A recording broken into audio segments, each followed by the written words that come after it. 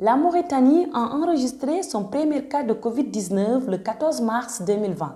Dans la foulée, les autorités ont pris plusieurs mesures pour faire face à la menace sanitaire.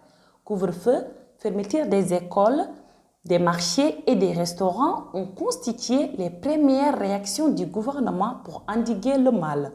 En décembre, face à la recrudescence des cas de contamination au Covid-19, les autorités mauritaniennes ont renforcé les restrictions pour freiner la propagation de la maladie au sein des populations. Elles instaurent un couvre-feu nocturne entre 20h et 6h du matin.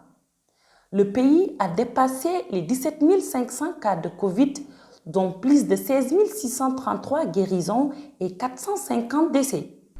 Ces mesures ont eu des impacts sur le quotidien des populations, notamment les femmes indigènes du secteur informel qui vendent du couscous et autres nourritures. Ces femmes débutent leur activité le soir à partir de 18h pour finir tard dans la nuit.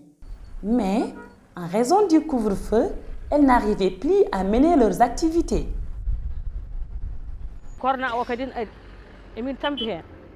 On nous impose de commencer notre journée à 15 heures pour finir à 18 heures ou 20 heures. Impossible de vendre et gagner quelque chose en un temps si court. Parfois, je ne prépare qu'un seul ou 2 kilos de farine de mil. Et ça ne s'épuise souvent pas. À cause du couvre-feu qui oblige les clients à rentrer pour éviter de tomber sur les patrouilles, je suis obligée de faire vivre ma famille.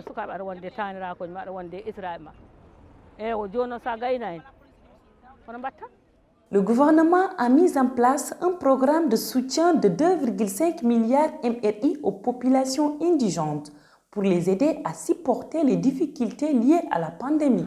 Mais beaucoup de femmes disent n'avoir pas bénéficié de ces aides. Si le gouvernement a fait des dons, nous ne sommes pas au courant. On n'a ni reçu.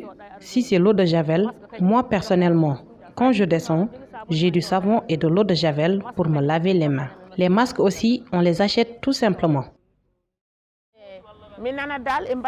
J'ai entendu qu'il y a eu des soutiens par le gouvernement, mais on ne l'a pas vu. Je suis partie à la mairie pour voir de quoi il s'agissait, mais je n'ai pas pu avoir des informations claires. Il y avait les gardes qui renvoyaient les gens et finalement je suis retournée chez moi.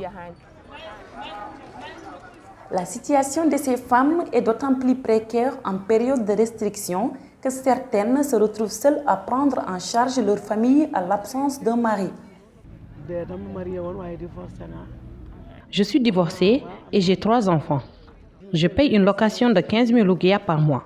Je suis une femme et je n'ai personne pour m'aider. La farine de mil coûte très cher. On est là et on va bientôt descendre à cause du couvre-feu. Si on reste une journée sans vendre, cela se reflète sur nos visages, car nous n'aurons rien à manger. J'ai pensé à faire autre chose, mais j'ai encore réfléchi. À cause des enfants, je ne peux faire d'autres travaux. Et pourtant, avant cette pandémie et ces couvre-feux, nous arrivons à réaliser des bénéfices importants, de 4 à 5 000 ouguiya.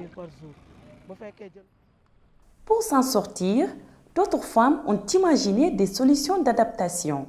Celles qui ont une clientèle fidélisée se contentent de se faire appeler par téléphone pour mettre à disposition la denrée.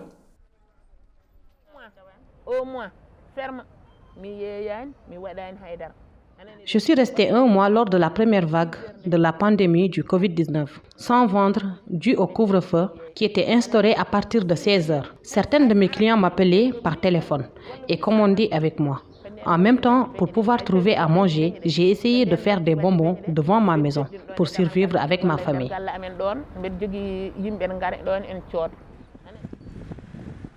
Il y a 1 mois, le couvre-feu a été repoussé à minuit pour finir à 6h du matin. Les activités reprennent dans le pays où les autorités annoncent quotidiennement des chiffres en baisse situés entre 20 et 30 cas de contamination.